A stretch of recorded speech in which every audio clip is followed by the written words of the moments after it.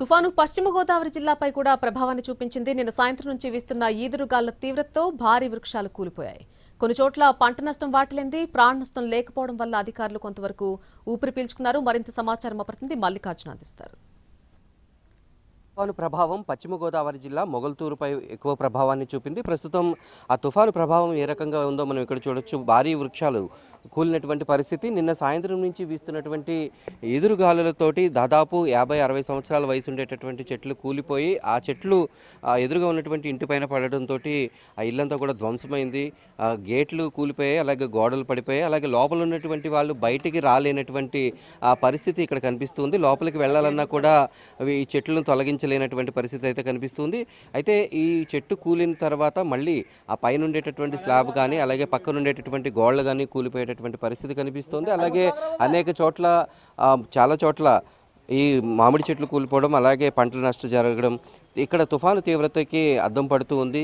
లోపల చంటి పిల్లలతోటి ఉన్నటువంటి వాళ్ళు ఇబ్బందులు పడుతున్నటువంటి విషయాన్ని గ్రామస్తులు అయితే స్పష్టం చేస్తున్నారు. అర్ధరాత్రి గాలుల తీవ్రత ఎక్కువ కావడంతో ఈ తరహాలో భారీ వృక్షాలు కూలిపోయినాయి. మనం దాదాపు ఒక 40 నుంచి 60 సంవత్సరాలు 60 సంవత్సరాల పైగానే ఉంటుంది. 60 సంవత్సరాలు ఉండేటటువంటి చెట్టుగా ఇది చెబుతూ ఉన్నారు. మొత్తం కూడా గోడ కూలిపోయి ఇటు రహదారి మూసుకుపోయి ఈ గ్రామస్తులందరూ కూడా ఇబ్బంది పడుతున్నటువంటి పరిస్థితి. అయితే ఈ ఇంటికి ఇల్లు ధ్వంసమైనటువంటి వ్యక్తి ఎవరైతే ఉన్నారో అతను మనతో ఉన్నారు, మాట్లాడే ప్రయత్నం చేద్దాం. అదే ఎన్ని గంటలకి జరిగింది మొత్తం ఇప్పుడు పరిస్థితి? నైట్ టైం 1:30 టైంలో విపరీతంగా గాలి వేసండి, చెట్టు పడిపోయింది. మా గ్రామస్తులు అందరూ వచ్చారు. లోన్ నుంచి ఆడవాళ్ళందరూ వస్తాకి కొద్దిగా ఇబ్బంది పడుతున్నాము. అధికారులకి చెప్తుంటే ఎవరు స్పందించలేదు. దాన్ని బట్టి లోన్ నుంచి వస్తాక ఆడవాళ్ళందరూ లోన్ ఉండిపోయారండి. దాన్ని బట్టి మరి గ్రామస్తులు వచ్చి ఎంతో కొంత చేశారు. ఇప్పుడు బయట రావడానికి అధికారులు ఎవరు పట్టించుకోవట్లేదండి. అంటే ఏం చెప్పారు? అధికారులకు ఫోన్లు ఏమైనా చేశారా? ఏమన్నారు? అంటే ఎవరెవరికి చేశారు, ఎవరెవరు ఏమన్నారు? మా గ్రామస్తులండి ఎంఆర్ఓ గారికి, విఆర్ఓకి, సెక్రటరీ గారికి అందరూ చేశారండి. వాళ్ళు ఎవరో గమ్ము స్పందించలేదు.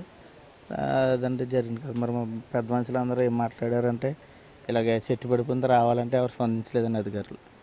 అదండి. ఎంతమంది ఉన్నారు లోపల? ఎంతమంది ఉన్నారు? అంటే బయట ఇంట్లోకి వెళ్ళి పనులు చేసుకునేటటువంటి పరిస్థితి కూడా లేదు. లోన సంటి పిల్లలతో కలుపుకుని నలుగురు ఉన్నామండి. నలుగురు ఉన్నాం. రాత్రి నుంచి ఇంకా ఇబ్బందులు ఉన్నాము. రాత్రి 1:30 ఆ టైంలో గ్రామస్తులు వచ్చి బయటకు తీసుకొచ్చారండి. అది ఇది పరిస్థితి. అంటే బయట గాలుల తీవ్రత ఎక్కువ ఉంటుంది, వర్షం ఎక్కువ ఉంటుంది, ఇంట్లోంచి బయటికి రాలేనటువంటి పరిస్థితి. ఈ నేపథ్యంలో వాళ్ళు ఇంట్లోంచి బయటికి రావాలన్నా అలాగే పనులు చేసుకోవాలన్నా ఇంత పెద్ద చెట్లు కూలిపోవడంతో చాలా ఇబ్బంది పడుతున్నాం. అలాగే గ్రామస్తులందరూ కూడా వచ్చి చెట్టును తొలగించాలన్నా భారీ వృక్షం కావడంతో ఇబ్బందులు ఎదురవుతున్నాయి అనేటటువంటి విషయాన్ని వీళ్ళు స్పష్టం చేస్తున్నారు. అధికారులకు ఫోన్ చేసినప్పటికీ కూడా ఇది అంటే రహదారి పైన పడితే ఆర్ఎండ్బి వాళ్ళు తొలగిస్తారు, అలాగే ఇంకెక్కడైనా చెట్లు పడితే మేము రెవెన్యూ వాళ్ళు తొలగిస్తాం, కానీ ఇది గ్రామానికి సంబంధించి ఒక ఇంటిపైన పడింది కాబట్టి గ్రామస్తులు అక్కడ లోకల్ సిబ్బంది వచ్చి వాటిని తొలగిస్తారు అనేటటువంటి సమాధానం ఇక్కడ అధికారుల నుంచి రావడంతో ఇక్కడ ప్రజలైతే కొంత ఇబ్బంది పడుతున్నాం అనేటటువంటి విషయాన్ని అయితే స్పష్టం చేస్తూ ఉన్నారు.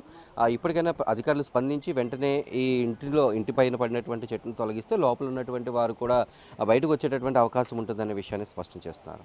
వీడియో జర్నలిస్ట్ కృష్ణవాస్తో మల్లికార్జున్, పశ్చిమ గోదావరి జిల్లా.